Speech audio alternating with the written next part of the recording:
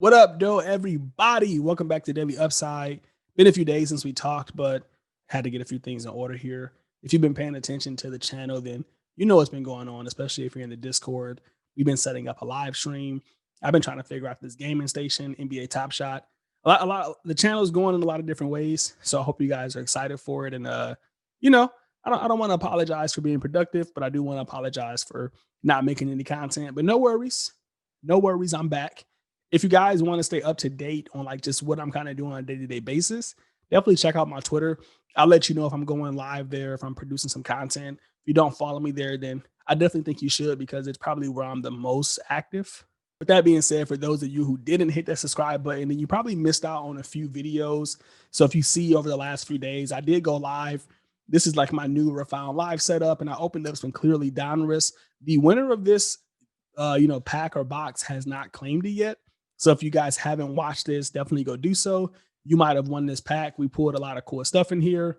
The cards look great. You see that Luka, the Hashimura there. So definitely a lot of dope cards. We had a couple of hits in this box, including a Ja Morant. So yeah, if you think you might have won, if you're a part of the Discord and you are part of this giveaway, go check out this video because you have some cards to claim. You win by being in the group, but you also have to claim the cards. If not, they go to the next winner. So just want to put that out for everybody. If you're listening to this on a podcast or you're watching this on YouTube after this podcast, after this video, go check out those breaks because you might have one. Okay, so now that we're done with that, I want to get into some NBA news. I've been trying to bring you guys this every episode and really want to double down on it, especially now that the season is confirmed. So December 22nd, basketball will be starting up.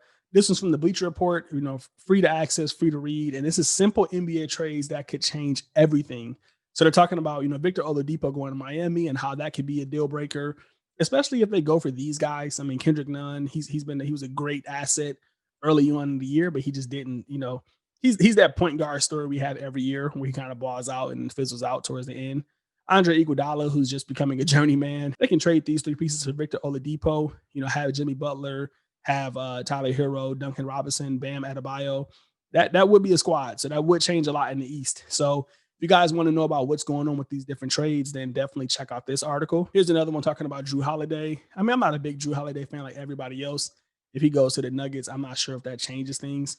I definitely wouldn't be giving up Bol for him, especially with Jamal Murray balling out the way he is. But I could see how he can kind of play that shooting guard role and be that offensive threat they've been looking for since they just don't have it with Gary Harris. Great at defense, but he just can't figure out offense.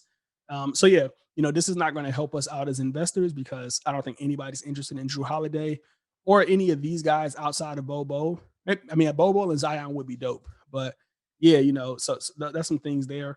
This is probably the one I'm most excited about, and that's Blake Griffin going to Golden State. Just because I really want the Pistons to get that number 2 pick and pick LaMelo. He's been down here training, busting his ass, getting ready for the season. And if they can pull this off, I think that'll help both parties. I mean, the Warriors still get a high pick with number 7. They get Blake Griffin, who's obviously kind of on the end of his prime, or his prime's kind of over, but he's still going to be able to get you 20 points, 10 rebounds, and as long as he doesn't try to shoot 3-pointers and play point guard like he did here in Detroit, then yeah, this is a trade that I'm really, really hoping that happens. I mean, I would even love to get Andrew Wiggins. I mean, I just hope the Pistons can pull this off. I'd probably get season tickets if they got LaMelo. I just want to see that show. And yeah, there's just a few other, Phoenix getting CP3, which would be huge. Boston's getting Rudy Gobert. So definitely read this if you're looking to, catch up on your NBA knowledge. Staying up to date on these rumors could be the difference between you making some money and you not making any money. You definitely don't want to invest in, Marquise Chris for, Golden State if Blake Griffin's coming. What do we have next here? So this is another article on Bleacher Report, and this is one skill every top, 23 NBA star needs to add. When I clicked on this article, I thought they were going to have like every under 23-year-old in the league, but I guess it's a lot of writing. But yeah, I mean, this is kind of stuff we already know, but it's interesting to read. So they're saying Tyler Hero needs to work on his passing, which is definitely true, but he's also not really playing a role where he's asked to pass. And Jaren Jackson, who needs to work on his rebounding. If you follow me on Twitter, I just talk nothing positive about Jaren Jackson. He's the worst rebounder in basketball. I don't see how anybody that tall can average like 4 rebounds per game. It's absolutely sad. Luka Doncic, working on his 3-pointer accuracy. He does make some big shots, but he's not a great 3-point shooter, in terms of just, how often it's going to go in. So I mean, 28%, or whatever this is, that's just not that great. John Moran on his safety, landing on that 1 foot is very scary. I'm sure Trey Young is going to be in here about his defense somewhere. Yeah, Trey Young on his defense. And yeah, I was hoping to see like Michael Porter Jr. and Colin Sexton and Cam Reddish, but those guys aren't in here. But these players are super young. So like, Trey, like them not saying anything about his offense ability or his passing. I don't care if Trey Young can play defense. Get somebody else to play defense.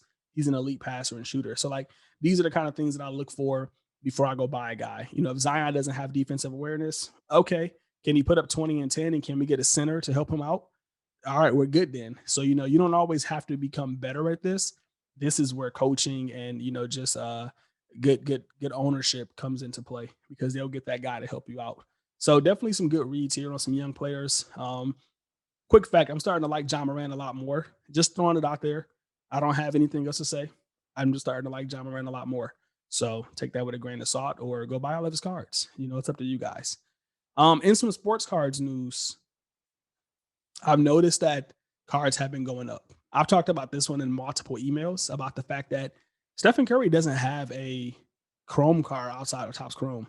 I remember when like the Kevin Durant hype was happening for a second year card. I was like, ooh, Steph Curry. And then I realized that he just didn't have one. And I was like, his prism is going to be huge because there's no second year card.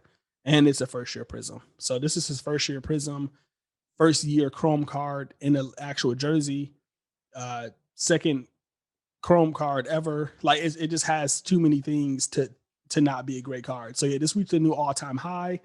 And I wouldn't be surprised if they're going to continue to trend. I mean, with this Topps Chrome card going for like what $15,000 or whatever it's going for, there's his silver going for like 40 to 60,000. This card easily hits $10,000 in my opinion, especially if Steph Curry comes back and he's like Steph Curry. So yeah, a lot of NBA hype happening, a lot of Golden State Warriors hype happening. I mean, when you have the two best shooters ever in basketball, the three-time champions, and they had the number 2 pick, and all their players are coming back healthy, and they had hella rest, best believe they're going to be the talk of the offseason or the talk of the West. So I'm buying Steph Curry cards, and I was really happy to see this hit a new high. I mean, this is a BGS card with no subgrades, and it hit a new high. So imagine if this is a PSA 10. I think that one went for like 6,000. Or imagine if it was a True Gem BGS 9.5. Absolutely insane. These cards are rare. And I'm pretty bummed out that I don't own any Chrome Steph Curry cards. Speaking of, cards that are hitting new highs, this one isn't hitting a new high, but we've seen some of these trend a little bit higher. I mean, Luka's kind of getting into that $1,400-$1,500 price point again. He kind of went to like 11 or 12 for a little bit. And a lot of people didn't know if he was going to go back up. I think people need to understand that sports cards are relative, So if Patrick Mahomes is killing it, people are going to be high on Luka. I mean, all it takes for him to come back and put up 30 points and 10 assists, and people are just going to go crazy. It's not like it's football and we're asking him to win a championship in 2 months. He's going to have ample time to play and ball out and win everybody back. So yeah, these are already starting to go back up in anticipation of that. I looked here at Card Ladder and they're actually up 15% over the last month. That's pretty solid. I mean, you can't say that about a lot of cards right now or a lot of anything right now. So yeah, if you've been holding Luka for a while, you're probably really happy to see that. And we talked about this a few days ago, but it's happening with Trey Young too. I mean, he's still pushing up higher. One sold the other day for $550. I said there's just no reason why Trey Young shouldn't be half the price of Luka. There's no reason why this card shouldn't be $700, in my opinion. I mean, there's no reason why it shouldn't be 1,000 if Luka's is 1,400, but obviously I'm bullish on Trey Young. So we're seeing that his card is starting to trend up as well. Kind of, this is saying it hit 514, but we just saw it hit 550. So they're at about a 20% growth rate over the last month or so. And rightfully so. I mean, Trey Young's putting up 30 points, 10 assists, essentially. There's just not people doing that in basketball, especially at his age. So you can rag on his defense, you can talk about his win-loss, whatever. The kid's an enigma. He's a star. And I think he's really going to prove that this year. So I don't see why this card isn't $700. I have no rhyme or reason to say that outside of the multiplier method.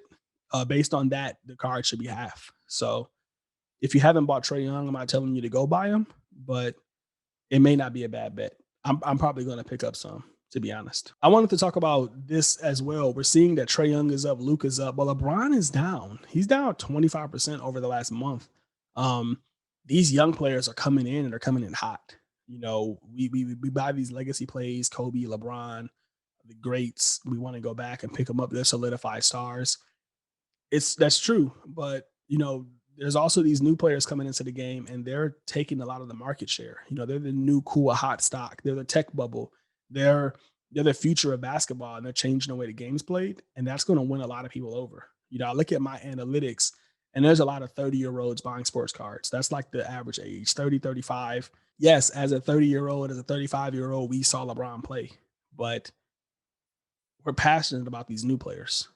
Our generation is going to remember LeBron, but we're really going to remember Luka and Trey Young. I mean, let's be honest. Like that's who we're going to watch going into our 30, our 40s and 50s, and as actual adults. Like if I go to a basketball game, it's not to see LeBron, it's to see the young people. 10 years from now, when I can afford to sit courtside, it's going to be to see the young people. So I think there's a large opportunity to invest in LeBron and make some money just because that gap has to close.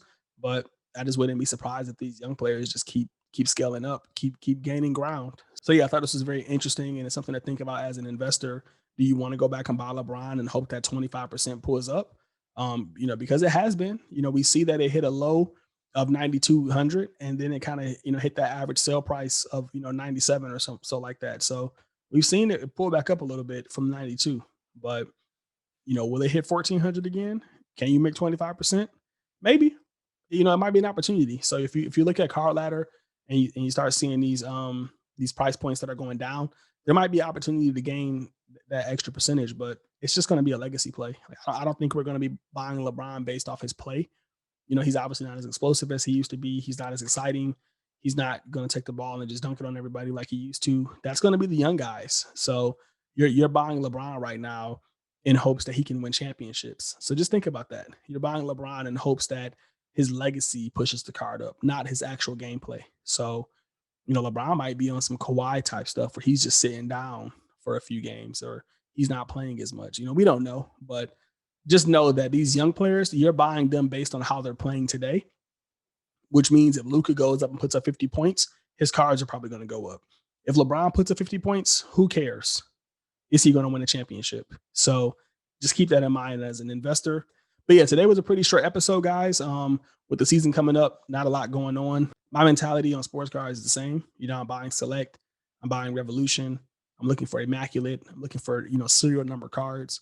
I'm buying high end cards of veterans, and I'm buying people who are going to be in the news right now. Kevin Durant, Stephen Curry, um, Zion, Giannis. Those are the guys that are going to be talked about on ESPN, on SportsCenter. If I learned anything from this year, the media matters. What the media says matters. It's not always true. The people are paying attention to it. So I'm buying into that right now. A lot of my plays are speculative, and they're just based on hype, and they're based on the market just trending upwards. So as the season gets started, we'll get into more, real time plays, more arbitrage and things of that nature. But for right now, I'm just playing it safe. Playing it safe. I'm trying to buy cars that I think will go up, but I also want to buy cars that if they go down, I'm not mad that I have them. I'm not mad that I have a Stephen Curry BGS 10 Bowman rookie. Not mad about that at all. I'm not mad that I have a Kevin Durant Topps Chrome refractor. I'm not mad at the Giannis Hoops Gold because I think gold cards are underrated right now for Giannis because people love gold and his card is going for pretty cheap. I'm not mad at that. If I had a Michael Porter Jr. Prism Silver PSA 10, if that went down, I might be mad. You know, that's not a card that I'm looking to hold right now. So yeah, just some thoughts there. Kind of let you guys know what I'm doing. If you haven't already, definitely go ahead and check out the Patreon. We see round one is officially sold out, which makes sense because this month we're giving away another box of cards. We're giving away Panini Black. So looking to get those auto patches, looking to pull that John Morant, that Zion. That's going to be given out towards the end of the month. You have to be a part of the members only to get that. So if you guys haven't signed up, if you want to, have a chance to win that box of cards, definitely go do so. There's some spots left. In addition to the giveaways, you guys get a ton of more content. I got so many blog posts coming out. You get the Discord, you get the portfolio, the pick of the week. This a lot of stuff goes into this $12. And whenever you sign up, it definitely means a lot to me and it helps keep this channel going. So there's 95 spots left in tier 2. It might go fast, especially with these giveaways. So The next tier is every tier is just going to keep going up. So I want to get you guys in early because you're rocking with the channel early. Again, if you haven't followed me on Twitter, definitely go do so. I need you guys over there. I'm tweeting out things in real time. I'm doing giveaways on Twitter as well. We're doing this Top Shot giveaway right now for a Jonas Valanciunas metallic gold. Only 299 of these made. All you have to do to win is retweet, tag a friend. So no entry, no price entry there. And yeah, a lot of cool stuff coming. Oh, by the way, did you guys see that I put this hollow gold Luka? Really downwards, man. I like it a lot. Anyway, that's it for this one, guys. Thanks for tuning in. Let me know what you thought about the episode. I'll catch you guys tomorrow. Happy investing.